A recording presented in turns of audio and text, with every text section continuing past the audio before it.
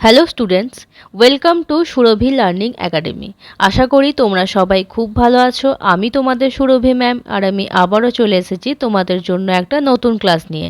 আজ আমাদের আলোচনার বিষয় ক্লাস 8-এর সায়েন্সের চ্যাপ্টার তাপ অর্থাৎ হিট।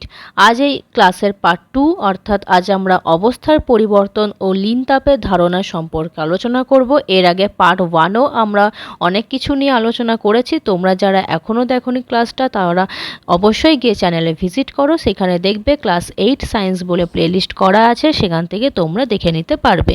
চলো তাহলে দেরি না করে আজকের ক্লাস আমরা শুরু করি। এর আগের ক্লাসে আমরা গলনাঙ্ক, স্ফুটনাঙ্ক, তারপর বাষ্পীভবন, ঘনীভবন এই সম্পর্কে আমরা বিস্তারিত আলোচনা না করলেও আমরা কিছুটা আলোচনা করেছিলাম। আজ আমরা এইগুলো সম্পর্কে আরও বিস্তারিত আলোচনা করব। এখানে যে ডায়াগ্রামটা দেখতে পাচ্ছ, সেখানে তোমরা দেখতে পাচ্ছ যে কঠিন থেকে যখন তরলে রূপান্তরিত হয়, মানে ধরো কোনো বরফকে যখন ফ্রিজ থেকে বের করে বাইরে রাখা হয়, তখন সেটা কি হয়, ধীরে ধীরে বাইরের তাপ শোষণ করে তখন কি হয় না তরলে পরিণত হয়। সেই প্রক্রিয়াটাকে বলা হয় গলন। দেখো, গলনাঙ্ক মানে হলো মেল্টিং পয়েন্ট। প্রমাণ চাপে যে নির্দিষ্ট উষ্ণতায় সমসত্ব কঠিন পদার্থ গলে তরলে পরিণত হতে শুরু করে এবং গলন শেষ না হওয়া পর্যন্ত সেই যে উষ্ণতা স্থির থাকে, সেই উষ্ণতাকে ওই পদার্থে গলনাঙ্ক বলে। যেমন প্রমাণ বায়ুচাপে বিশুদ্ধ বরফের গলনাঙ্ক 0°C। মনে করো তোমরা কোনো ফ্রিজ থেকে একটা বরফের টুকরোকে বের করলে, ফ্রিজে থাকাকালীন ধরে নাও ওর উষ্ণতা -10° ছিল, -10° ছিল, ঠিক আছে। এরপর যখন ওকে বাইরে আনলে, তারপর যখন ধীরে ধীরে তাপমাত্রা শোষণ করতে করতে যখন -10 থেকে যখন 0°C আসবে বরফের উষ্ণতা, তখন বরফটা গলতে শুরু করবে। মানে বাইরে বের করার সঙ্গে সঙ্গে কিন্তু গলবে না। যখন ওর উষ্ণতা ধীরে ধীরে বাড়তে 0°C আসবে -10 থেকে, তখন বরফটা গলতে শুরু করবে। এবং কতক্ষণ সেই 0°C তাপমাত্রাটা থাকবে? যতক্ষণ না সেই বরফটা পুরোপুরি গলে জল হচ্ছে। ঠিক আছে, মাথায় রাখবে, সেই বরফটা যতক্ষণ না পুরোপুরি গলে জল হচ্ছে, ততক্ষণ সেই উষ্ণতাই স্থির থাকবে, অর্থাৎ ততক্ষণ সেই উষ্ণতা থাকবে 0°C। তাহলে এই 0°C হলো বরফের গলনাঙ্ক। একই রকম স্ফুটনাঙ্ক। দেখো, স্ফুটনাঙ্ক কি না, তরল পদার্থকে যখন তাপ প্রয়োগ করে গ্যাসে রূপান্তরিত করা হয়, তখন সেটা হলো স্ফুটনাঙ্ক। মানে প্রমাণ চাপে যে নির্দিষ্ট তাপমাত্রায় কোনো তরল পদার্থ ফুটতে শুরু করে এবং তরল অবস্থা থেকে বাষ্পীয় অবস্থায় পরিবর্তিত হয়, তাকে ওই তরল পদার্থের স্ফুটনাঙ্ক বলে। মনে করো তোমরা যখন কোনো গ্যাসে বা আগুনের উপর যদি জল চাপাও, মানে জল গরম করো, তখন যখন জলের উষ্ণতাটা বাড়তে যখন 100°C পৌঁছাবে, তখন জলটা ফুটতে শুরু করবে। ঠিক আছে, তখন জলটা ফুটতে শুরু করবে এবং ধীরে ধীরে কি হবে না, বাষ্পীয় অবস্থায় পরিবর্তিত হবে। তাহলে জলের স্ফুটনাঙ্ক অর্থাৎ জল যে তাপমাত্রায় ফুটতে শুরু করবে, সেটা হলো জলের স্ফুটনাঙ্ক। সেটা কত? সেটা হলো 100°C। এবার আমরা দেখব হিমাঙ্ক অর্থাৎ ফ্রিজিং পয়েন্ট। শুনে তোমরা বুঝতে পারছো যে ঠান্ডা হবে, তাই তো। মানে প্রমাণ বায়ুচাপে যে নির্দিষ্ট উষ্ণতায় বিশুদ্ধ তরল পদার্থ সম্পূর্ণ জমে কঠিনে পরিণত হতে শুরু করে এবং সমস্ত তরল কঠিনে পরিবর্তিত না হওয়া পর্যন্ত উষ্ণতা অপরিবর্তিত থাকে, তাকে ওই তরলের হিমাঙ্ক বলে। এই যে জলকে আমরা কি করব, ফ্রিজে ঢুকিয়ে, মানে ওর তাপমাত্রাটা কমিয়ে আমরা সেটাকে বরফে অর্থাৎ কঠিন পদার্থে পরিণত করব। তো একটা জলকে যখন ফ্রিজে রাখা হয়, তখন কি সঙ্গে সঙ্গে সেই বরফে পরিণত হয়ে যায়? হয় না, তাই তো। ধীরে ধীরে কি হয়, ঠান্ডা হয়, মানে তাপ ছাড়তে শুরু করে, তাপ বর্জন হয়, তাপ অপসারণ হয়। ধীরে ধীরে যখন 0°C তাপমাত্রায় আসবে জলের উষ্ণতা, তখন জলটা বরফ হতে শুরু করবে। মাথায় রাখবে, তখন জলটা বরফ হতে শুরু করবে। এবং কতক্ষণ সেই 0° তাপমাত্রা থাকবে? যতক্ষণ না সেটা পুরোপুরি বরফে পরিবর্তিত না হয়ে যায়। ঠিক আছে, তাহলে জলের হিমাঙ্ক হলো 0°C। তাহলে আমরা দেখলাম যে বরফের গলনাঙ্ক মানে বরফ গলতে শুরু করে 0°C, আবার জল জমতেও শুরু করে 0°C। আর যতক্ষণ না জমে পুরোপুরি বরফে মানে অর্থাৎ কঠিন পদার্থে পরিবর্তিত না হচ্ছে ততক্ষণ 0°C বজায় থাকে। এরপর দেখব ঘনীভবন। ঘনীভবন কি না, যখন গ্যাস তরলে পরিণত হয় তখন সেটা হয় ঘনীভবন। কোনো বাষ্পীয় বা গ্যাসীয় পদার্থ তাপ হারিয়ে অর্থাৎ তাপ অপসারণ করে যখন তরল পদার্থে পরিণত হওয়ার প্রক্রিয়াকে বলা হয় ঘনীভবন। মানে যখন ধরো কোনো জল ফুটছে তখন তার উপরে যদি কোনো স্টিলের ঠান্ডা থালা রেখে দাও তখন দেখবে সে থালার মধ্যে বাষ্পটা আটকে জলবিন্দু আকারে জমা হয়েছে, তাই তো? যখন ঠান্ডা হবে ধীরে ধীরে কী হবে, সেই বাষ্পটাই আবার জলে পরিণত হয়ে যাবে। তাহলে এটা হলো ঘনীভবন। নেক্সট দেখো ঊর্ধ্বপাতন। ঊর্ধ্বপাতন অর্থাৎ দেখো ডায়াগ্রামে বুঝতে পারছো গ্যাস কঠিন যখন গ্যাসে রূপান্তরিত হচ্ছে, মানে যে প্রক্রিয়ায় কোনো কঠিন পদার্থ তরল অবস্থায় না গিয়ে সরাসরি বাষ্পীয় অবস্থায় পরিবর্তিত হয় এবং আবার ঠান্ডা হয়ে সরাসরি কঠিনে পরিণত হয় তাকে বলা হয় ঊর্ধ্বপাতন। যেমন ধরো কর্পূর, ঠিক আছে, কর্পূরকে যখন তাপ প্রয়োগ করা হয় তখন সেটা কঠিন থেকে সরাসরি কি হয়, গ্যাসীয় অবস্থায় ফেরত যায়, মানে গ্যাসীয় অবস্থায় পরিবর্তিত হয়, কোনো তরল অবস্থায় যায় না। এরপর দেখো অধঃক্ষেপণ, যে প্রক্রিয়ায় কোনো গ্যাসীয় পদার্থ তরল অবস্থায় না গিয়ে সরাসরি কঠিন অবস্থায় পরিণত হয়। তাহলে দেখো ঊর্ধ্বপাতনের ঠিক বিপরীতটা হচ্ছে অধঃক্ষেপণ। সেটা কি না, গ্যাসীয় পদার্থ মানে সরাসরি কি হয়, কঠিন অবস্থায় পরিণত হয়, তখন তাকে বলা হয় অধঃক্ষেপণ। এবার দেখো মোস্ট ইম্পর্ট্যান্ট টপিক লিনতাপ। লিনতাপ কি না, একক ভরের কোনো পদার্থের উষ্ণতা অপরিবর্তিত রেখে শুধুমাত্র অবস্থান পরিবর্তন ঘটাতে যে পরিমাণ তাপ প্রয়োগ বা অপসারণ করতে হয় তাকে ওই পদার্থের অবস্থান্তরের লিনতাপ বা লিনতাপ বলে। মানে কি না, যতক্ষণ বরফ বললাম যে পুরোপুরি যতক্ষণ না জলে পরিণত না হয় ততক্ষণ ওই উষ্ণতার কোনো পরিবর্তন হয় না। আমরা আগেই বললাম যে মনে করো কোনো বরফটা বের করলে ফ্রিজ থেকে তার উষ্ণতা সেই মুহূর্তে আছে -10°C। সেটা ততক্ষণ অবধি গলবে না যতক্ষণ না তার সে তাপমাত্রা শোষণ করতে করতে 0°C আসবে। যখন 0°C আসবে তখন কি হবে, সেটা গলতে শুরু করবে এবং ততক্ষণ অবধি 0°C বজায় থাকবে যতক্ষণ না সেই বরফটা পুরোপুরি জলে পরিণত না হয়। তাহলে এই যে যখন পুরো গলে জলে পরিণত হবে এরপর থেকে তখন কি হবে, উষ্ণতা বাড়তে থাকবে। মানে যখন পুরোপুরি গলে জল হয়ে যাবে তারপর থেকে 1°, 2° এরকম করে উষ্ণতা বাড়তে বাড়তে থাকবে। একই রকম আবার জল জমে যখন বরফ হয় তখন 0°C উষ্ণতাতেই হয়। তো সেক্ষেত্রে কি হয়, লিনতাপ বর্জন হয়। তো এই যে পরিমাণ এখানে তাপ প্রয়োগ করতে হচ্ছে বা তাপ অপসারণ করতে হচ্ছে ওই পরিমাণ তাপটাকেই বলা হচ্ছে লিনতাপ। দেখো লিনতাপ বের করার একটা সূত্র আছে, L = Q/m। এই সূত্রটা কি থেকে এলো, তার আগে দেখো একটা লেখা আছে Q = mL। Q হচ্ছে তাপ, মানে যে পরিমাণ তাপ অপসারণ করা হচ্ছে বা প্রয়োগ করা হচ্ছে। M হচ্ছে বস্তুর ভর, L হলো লিনতাপ। লিনতাপকে আমরা ক্যাপিটাল L দিয়ে লিখি, ডিনোট করি। L সমান কি না Q/m। ওই সূত্র থেকে এটা এসেছে। Lটাকে রাখলে কি হবে, এমটা ওই সাইডের নিচে যাবে, কিউ এর নিচে যাবে। এসআই পদ্ধতিতে এর একক হলো জুল পার কেজি এবং সিজিএস পদ্ধতিতে এর একক ক্যালোরি পার গ্রাম। তোমরা দেখো এই ডায়াগ্রামটা, এখানে কি হচ্ছে, বরফ জলে পরিণত হচ্ছে, জল থেকে বাষ্প। ঠিক আছে, বরফ কি হচ্ছে না, তাপ গ্রহণ করছে দেন জলে, এবং জল তাপ গ্রহণ করে বাষ্প, আবার বাষ্প তাপ বর্জন করলে জল, এবং জল তাপ বর্জন করলে বরফে পরিণত হয়। এখানে দেখো গলনের লিনতাপ, বাষ্পীভবনের লিনতাপ, ঘনীভবনের লিনতাপ এবং কঠিনীভবনের লিনতাপ, এই ব্যাপারগুলো আমরা জানব। গলনের লিনতাপ কি না, প্রমাণ চাপে কোনো কঠিন পদার্থের একক ভরের উষ্ণতা স্থির রেখে সমগ্র কঠিন পদার্থকে তরলে রূপান্তরিত করতে যে পরিমাণ তাপ প্রয়োজন হয় সেই পরিমাণ তাপকে ওই পদার্থের গলনের লিনতাপ বলে। এখনই জানলাম যে কোনো কঠিন পদার্থকে তরলে রূপান্তরিত করতে যে পরিমাণ তাপ তাপ প্রয়োজন হয় তাকে বলা হয় গলনের লিন তাপ।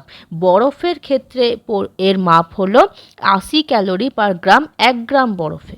ঠিক আছে, মানে 1 গ্রাম বরফকে পুরোপুরি জলে পরিণত করতে 80 ক্যালোরি পার গ্রাম তাপ প্রয়োজন লাগে, মানে তাপ প্রয়োজন হয়।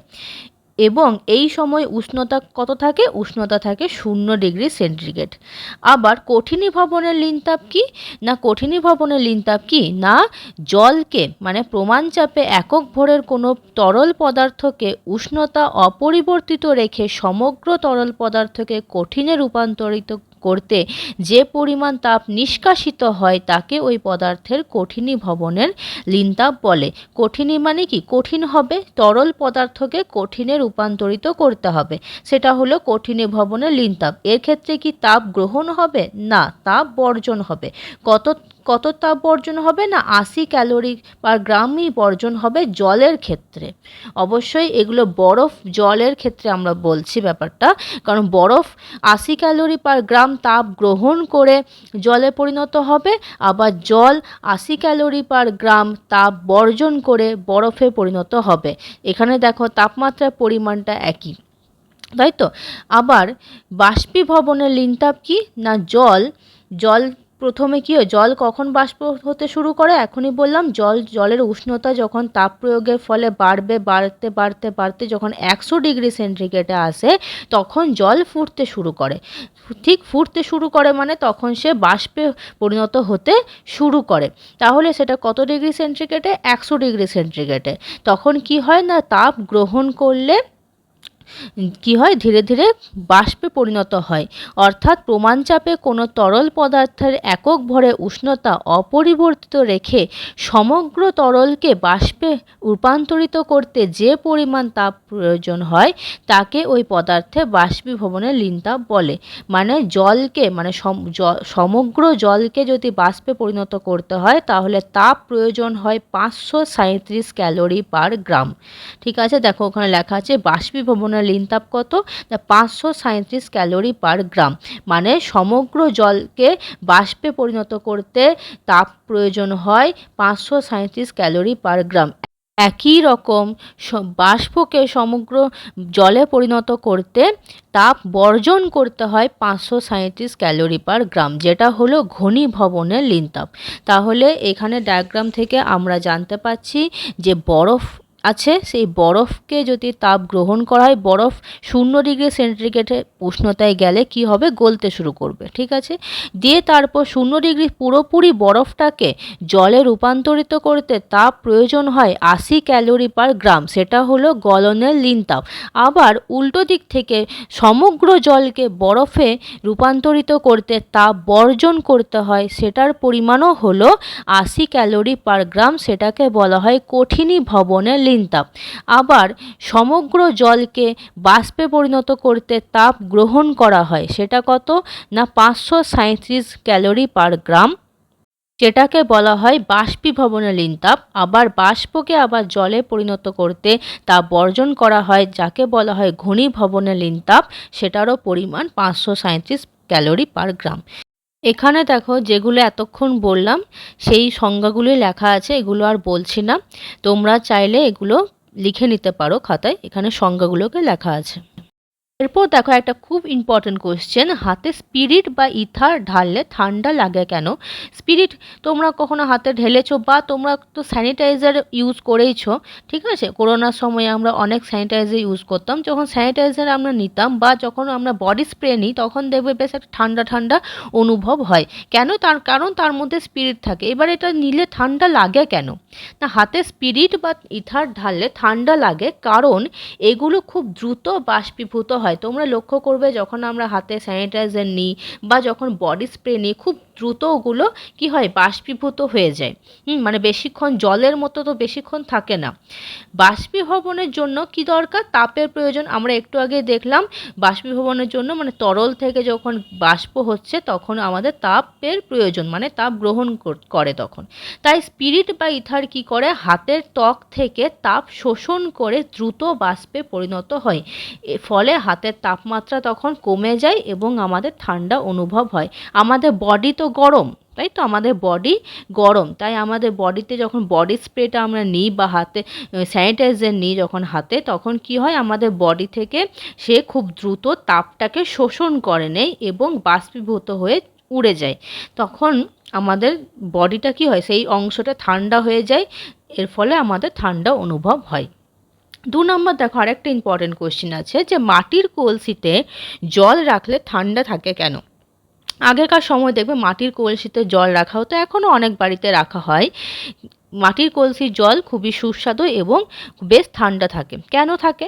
না, মাটির কলসির গায়ে অসংখ্য ক্ষুদ্র ক্ষুদ্র ছিদ্র থাকে, যেটা তোমরা জানো। এই ছিদ্র দিয়ে অল্প পরিমাণ জল বাইরে বেরিয়ে এসে বাষ্পীভূত হয়।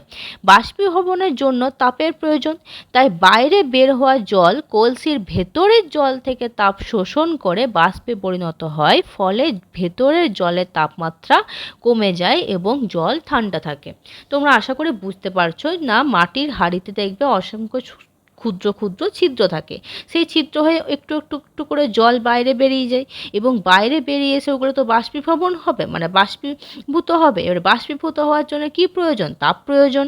এবারেও কি করে, জল ভেতরে, হাঁড়ির ভেতরের জল থেকে তাপমাত্রাটাকে শোষণ করে এবং বাষ্পীভূত হয়ে যায়, এবং ভেতরে জলটা তাপমাত্রা যেহেতু শোষণ করে নিয়েছে, তাই ভেতরের জলটা তখন কি হয়, ঠান্ডা হয়ে যায়। তাই আমাদের মাটির কলসিতে জল রাখলে সেটা ঠান্ডা হয়। দেখবে দীর্ঘদিন ধরে যদি একটাই মাটির কলসি ব্যবহার করা হয়, তখন দেখবে সেই রকম ঠান্ডা হয় না। কেন হয় না?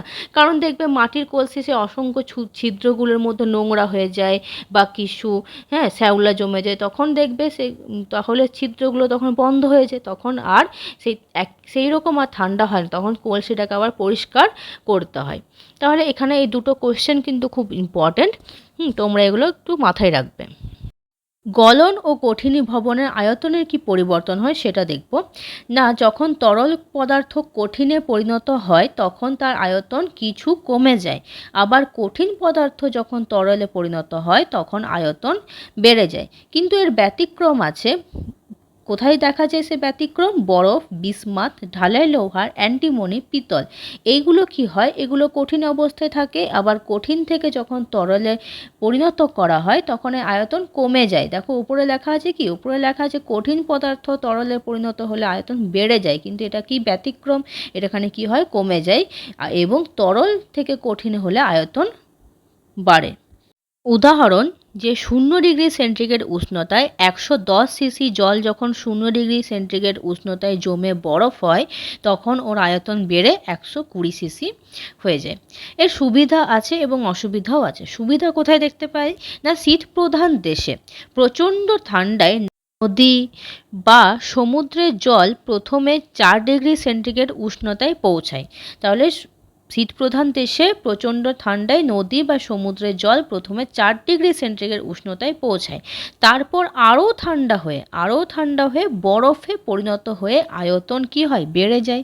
এক্ষুনি দেখলাম এটাকে ব্যতিক্রম ছিল যে যখন তরল কঠিনে পরিণত হবে তখন আয়তনটা বেড়ে যাবে, তাহলে বেড়ে যায়, ফলে তখন ঘনত্ব কমে যায় এবং বরফ ওপরে ভেসে থাকে। নিচের জলের উষ্ণতা 4°C যখন হয় তখন ওই জলের ঘনত্ব সব থেকে বেশি হয়, ফলে তা আর উপরে উঠে আসতে পারে না, ফলে জলচর প্রাণীরা বেঁচে থাকতে পারে। মানে ওপরে বরফটা ভাসতে থাকে কিন্তু নিচে জল থাকে এবং সেই জলেই জলচর প্রাণীরা থাকতে পারে, ওরা বরফে জমে যায় না। এর ফলে অসুবিধাও আছে। না, জলের পাইপ ফেটে যায়, ঠান্ডা অপেক্ষা গরম জলের পাইপ বেশি ফাটে, ঠিক আছে। তাহলে এইগুলো কয়েকটা সুবিধা এবং অসুবিধা আমরা দেখলাম। এরপর দেখো গলনাঙ্ক এবং হিমাঙ্কের মধ্যে সম্পর্ক। বিশুদ্ধ পদার্থ এবং যেসব পদার্থ কঠিন অবস্থায় কেলাসাকার, একই চাপে ওদের গলনাঙ্ক এবং হিমাঙ্ক একই হয়। যেমন প্রমাণ চাপে তাপ প্রয়োগে 0°C উষ্ণতায় বরফ গলে তরল অবস্থায় আসে, আবার প্রমাণ চাপে তাপ নিষ্কাশনে 0°C উষ্ণতাতেই জল তরল অবস্থা থেকে কঠিন অবস্থায় মানে অর্থাৎ বরফে পরিণত হয়। ফলে বরফের কি গলনাঙ্ক এবং হিমাঙ্ক সমান। তাহলে যেসব কেলাসাকার পদার্থ যেমন বরফকে আমরা একটু আগে দেখলাম যে 0°C উষ্ণতায় যখন আসে তখন সেটা গলে জল হয়, আবার তাপ নিষ্কাশনের ফলে যখন 0°C আসে তখন তরল থেকে মানে জলটা জমে কঠিনে পরিণত হয়। তাহলে 0°C বরফের গলনাঙ্ক আবার হিমাঙ্ক। তাহলে এই ক্ষেত্রে কি হচ্ছে, গলনাঙ্ক এবং হিমাঙ্ক সমান হচ্ছে। কিন্তু যেগুলো অকেলাসিত পদার্থ যেমন মোম, কাঁচ, মাখন, ঘি, চর্বি, এগুলো অনিয়তাকার পদার্থ, এদের কোনো নির্দিষ্ট গলনাঙ্ক বা হিমাঙ্ক নেই। ঠিক আছে, এরপর দেখব হিমমিশ্র কি না। হিমমিশ্র হলো যেসব মিশ্রণ দিয়ে খুব নিম্ন উষ্ণতার সৃষ্টি করা যায় সেই মিশ্রণকে বলা হয় হিমমিশ্রণ। যেমন 3 ভাগ বরফ গুঁড়োর সঙ্গে 1 ভাগ ওজনের সাধারণ লবণ মেশালে -20°C উষ্ণতার সৃষ্টি করা যায়। তাহলে দেখো যে 3 ভাগ বরফ গুঁড়োর সাথে যদি 1 ভাগ ওজনের লবণ মেশানো হয় তাহলে তখন সেই উষ্ণতাটা কত হয়ে যায়, তখন সেই উষ্ণতা হয়ে যায় -20°C। এটা কি কাজে লাগে, মাছ মাংসের সংরক্ষণে। দেখবে মাছ মাংস দেখবে বরফ দিয়ে রাখা হয়, সেই বরফটা কিন্তু নর্মালি বরফ থাকে না, ওটা কি থাকে, ওটা হিমমিশ্র থাকে, মানে ওর সাথে লবণ মিশিয়ে ওর উষ্ণতাটাকে আরও কমানো হয় যাতে আরও বেশিক্ষণ ও ঠান্ডা রাখতে পারে ব্যাপারটাকে, খুব তাড়াতাড়ি যেন গরম না হয়। আইসক্রিম, কুলফি, বরফ এইসব তৈরিতেও হিম মিশ্রণ ব্যবহার করা হয়। এরপর দেখো বাষ্পীভবন একটু আগে দেখলাম কি না, যখন তরল গ্যাসে পরিণত হয় সেই ঘটনা হলো বাষ্পীভবন। তো এই বাষ্পীভবন 2 রকমভাবে হয়, এক হলো বাষ্পায়ন, 2 হলো স্ফুটন। বাষ্পায়ন কি না, কোনো উষ্ণতায় তরলের উপরিতল থেকে ধীরে ধীরে তরলের বাষ্পে পরিণত হওয়ার ঘটনাকে বাষ্পায়ন বলে। বাষ্পায়ন নিঃশব্দে হয়, মানে মনে করো যখন পুকুরের জলটা কি হয়, গ্রীষ্মকালে শুকিয়ে যায়, কোনো কি শব্দ হয়, কোনো কি শব্দ শুনতে পাচ্ছ যে পুকুরের জলটা শোকাচ্ছে? না, আমরা কোনো শব্দ শুনতে পাই না। কিন্তু কি হয়, ধীরে ধীরে জলটা বাষ্পীভূত হয়ে মানে বাষ্পায়ন হয়ে জলটা চলে যায়, মানে গ্যাস হয়ে উপে যায়, তখন সেটাকে বলা হয় বাষ্পায়ন। আর স্ফুটন কি, তাপ প্রয়োগের ফলে একটি নির্দিষ্ট চাপ ও উষ্ণতায় তরলের সমস্ত অংশ থেকে দ্রুত বাষ্পায়ন হলে তাকে স্ফুটন বলে, যেটা সশব্দে হয়। যখন জল ফোটে তখন ধীরে ধীরে কি হয়, জলটা কমতে শুরু করে, মানে জলটা বাষ্পীভূত হয়ে উঠতে শুরু করে, কমতে শুরু করে, গ্যাসে পরিণত হয়, তখন সেটা কি শব্দ হয়, ফুট ফুট ফুট ফুট করে ফুটে জলটা, হ্যাঁ তাই তো। তাহলে তখন সেটাকে বলা হয় স্ফুটন, ওখানে তাপ প্রয়োগ করা হয় এবং সেটা দ্রুত হয়। বাষ্পায়নের হার যে বিষয়ের উপর নির্ভর করে, বাষ্পায়নের হার নির্ভর করে প্রথম হচ্ছে তরলের উন্মুক্ত পৃষ্ঠের ক্ষেত্রফলের উপর। মানে কি, মানে তরলের ওপরে পৃষ্ঠটা যত বেশি হবে, তরলের উন্মুক্ত পৃষ্ঠ যত বেশি হবে, বাষ্পায়ন তত দ্রুত হবে। যেমন কাপড়ে জল ছড়িয়ে দিলে দ্রুত শুকিয়ে যায়। ধরো একটা শাড়ি আছে, যেটা তুমি কি করলে যে ভালো করে পাতলা করে মেললে, সেটা শুকোতে বেশি সময় লাগবে, না একটা শাড়ি আছে যেটাকে জাস্ট জলে ডুবিয়ে আমি মেলে দিলাম, তাহলে সেটা কি হবে, সেটা শুকোতে বেশি সময় লাগবে। যেটা ভালো করে মেললাম সেটা শুকোবে তাড়াতাড়ি, তাই তো।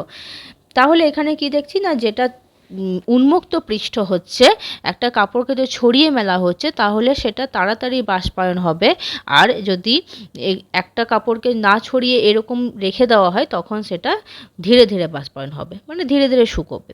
উষ্ণতা বা তাপমাত্রার উপরে নির্ভর করে, কীরকম না, তাপমাত্রা যত বেশি হবে বাষ্পায়ন তত দ্রুত হবে।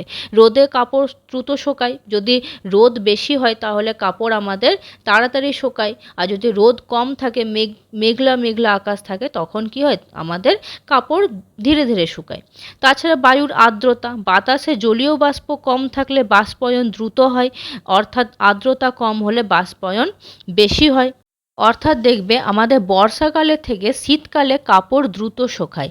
কেন, কারণ বর্ষাকালে কি থাকে, বায়ুর মধ্যে আর্দ্রতা বেশি থাকে, আর বায়ুর মধ্যে যদি আর্দ্রতা বেশি থাকে তাহলে আমাদের বাষ্পায়ন ধীরে ধীরে ঘটে, কিন্তু যদি বায়ুর মধ্যে আর্দ্রতা কম থাকে তখন বাষ্পায়ন আমাদের দ্রুত হয়। এর ফলে শীতকালে যেহেতু বায়ুতে আর্দ্রতা কম থাকে তাই আমাদের তখন শীতকালে কাপড় বেশি তাড়াতাড়ি শুকায় বর্ষাকালের থেকে। আবার কিসের উপর নির্ভরশীল? না বায়ুর গতিবেগের উপর নির্ভরশীল। কিভাবে? না বাতাসের গতি যত বেশি হবে বাষ্পায়ন তত দ্রুত হবে। মানে ফ্যানের নিচে জল দ্রুত শুকিয়ে যায়, তাই তো? আমাদের যখন কি হয়, আমাদের যখন বর্ষাকালে হয়তো খুব বাইরে বৃষ্টি পড়ছে, কাপড় শুকোচ্ছে না, রোদ নেই, তখন আমরা কি করি, আমরা পাতলা করে কাপড়টাকে মেলে ফ্যানের নিচে আমরা শোকানোর চেষ্টা করি। পাতলা করে মেলি কেন? কারণ যেটা প্রথমে পয়েন্ট দেখলাম, উন্মুক্ত পৃষ্ঠতল, মানে ক্ষেত্রফলটা আমাদের বেশি রাখতে হবে। আর সেকেন্ড হচ্ছে ফ্যানের নিচে, কারণ তখন বায়ুর ওখানে গতিবেগটা বেশি, হ্যাঁ, এর ফলে কি হয় না, দ্রুত শুকিয়ে যাওয়ার একটা সম্ভাবনা থাকে বা শুকিয়ে যায়। এরপর দেখব স্ফুটনাঙ্ক কোন কোন বিষয়ের উপর নির্ভরশীল। স্ফুটনাঙ্ক বায়ুচাপ, তরলের প্রকৃতি, তরলের বিশুদ্ধির ওপর। বায়ুচাপের ওপর কিভাবে নির্ভরশীল? না বায়ুচাপ বাড়লে স্ফুটনাঙ্ক বৃদ্ধি পায় এবং বায়ুচাপ কমলে স্ফুটনাঙ্ক কমে যায়।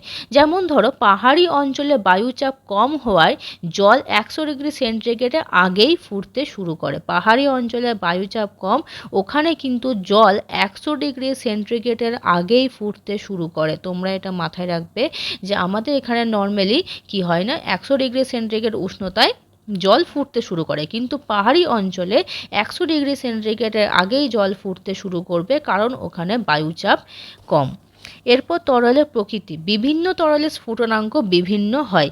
যেমন জলের স্ফুটনাঙ্ক 100 ডিগ্রি সেন্টিগ্রেড, আর অ্যালকোহলের স্ফুটনাঙ্ক জলের থেকেও কম। তাহলে বিভিন্ন তরলের স্ফুটনাঙ্ক কিন্তু বিভিন্ন হয়। আমরা সাধারণত জল, বরফ এইসব নিয়ে আমরা ব্যাপারটা পড়াশোনা করি। নেক্সট হচ্ছে তরলের বিশুদ্ধির ওপর। কিভাবে? না তরলে কোনো পদার্থ মেশানো হলে তরলের স্ফুটনাঙ্ক বেড়ে যায়। মানে জলে যদি লবণ মেশানো হয়, অর্থাৎ নুন মেশানো হয়, তখন কি হবে, তার স্ফুটনাঙ্ক কিছুটা বৃদ্ধি পায়। তাহলে এখানে তরলের বিশুদ্ধির ওপরও নির্ভর করে স্ফুটনাঙ্ক। তাহলে আজ আমরা অনেক কিছু নিয়ে আলোচনা করলাম। কি আলোচনা করলাম? আজকে আমরা লিনতাপ সম্পর্কে আলোচনা করলাম, গলনের, কঠিনীভবনে, বাষ্পীভবনে, ঘনীভবনের লিনতাপ সম্পর্কে। এছাড়াও আমরা বাষ্পায়ন, স্ফুটন এবং বেশ কিছু ডায়াগ্রামের মাধ্যমেও আমরা বোঝার চেষ্টা করলাম খুবই সহজভাবে। তোমাদের যদি ক্লাসটা ভালো লেগে থাকে তাহলে অবশ্যই লাইক অ্যান্ড সাবস্ক্রাইব করবে এবং বেল আইকনটা ক্লিক করবে, তাহলে আমি যখনই নতুন ক্লাস দেব তোমাদের কাছে নোটিফিকেশন চলে যাবে। তাহলে এর পরবর্তী ক্লাসে আমরা এই অধ্যায়েরই পার্ট 3 আমরা আলোচনা করব। আশা করি তোমরা আমার পাশে থাকবে। আজকের মতো এই অবধি। তোমরা সবাই খুব ভালো থেকো।